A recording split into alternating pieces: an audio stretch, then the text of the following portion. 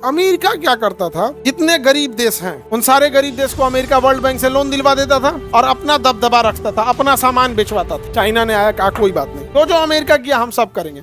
जितना ये अफ्रीका के गरीब देश हैं, एशिया में जो गरीब देश हैं, उन सबको कहता है पुल, सड़क, एयरपोर्ट, हवाई जहाज, नदी, नहर, expressway, highway, railway station, bullet train, metro train, जिस चीज के लिए पैसा चाहिए, यूनिवर्सिटी, अस्पताल, हेलीपैड, जिसके हमसे लोन देता है, तो कहता है कि अगर लोन नहीं चुका पाएंगे तो 99 साल के लिए वो चीज हमारी हो जाएगी।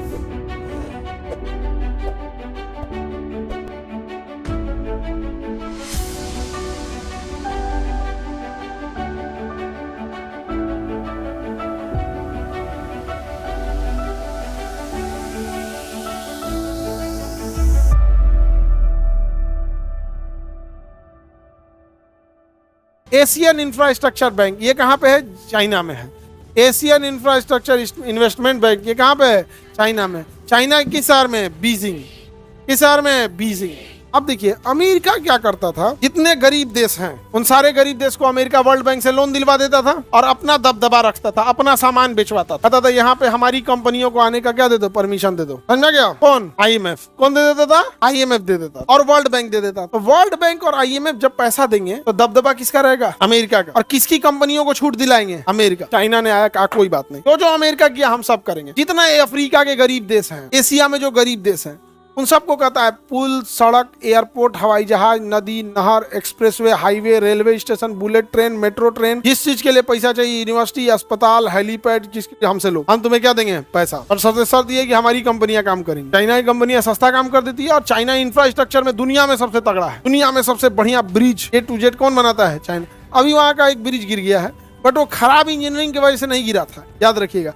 वो गिरा था वहां सिस्मिक प्लेट इधर उधर हो गया था, यानी भूकंप के झटके टाइप के जो, तो वो तो भैया उसमें तो कोई भी हो सकता है। अदरवाइज ऐसे नहीं देखेंगे बिहार की तरह की खड़े खड़े धंस जाता है, अपने जैसा नहीं है। हमें ये लोन कौन दे रहा है? एशियन इंफ्रास्ट्रक्चर बैंक कौन किसको लोन दे रहा है? जितने भी विकासशील देश। पाकिस्तान को खूब लोन दिया है। अब जो लोन दे देंगे, अब लोन नहीं चुकाइएगा तो वसूलने कौन आएगा? चाइना।